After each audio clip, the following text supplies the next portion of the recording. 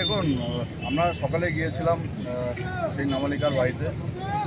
যেভাবে নৃশংসভাবে একজন নাবালিকা মেয়েকে খুন করা হয়েছে, এর নিন্দার কোনো ভাষা নেই।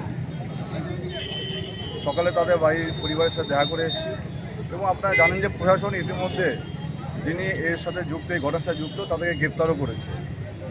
আমরা শুধুমাত্র আজকে সাধারণ দিনাটা সাধারণ মানুষ, আম নাগরিক সকলে মিলে তার আত্মার শান্তি কামনায় আমাদের এই মনোমিছিল, এবং যেখানেই থাকুক ভালো থাকুক। আর এই ঘটনার কোনো আর অন্য কোনো ভাষা নেই। আমরা চাই যারা এই দোষী, যারা এই ঘটনা ঘটিয়েছে, তার চরমতম শাস্তি হোক। এবং চাই যে শুধু শাস্তি এরকম নয়, শাস্তি যাতে হয় যে আর কোনো দিন যাতে কোনো এরকম দুষ্কৃতিকারী এরকম ঘটনার সাহস না করে আর পশ্চিম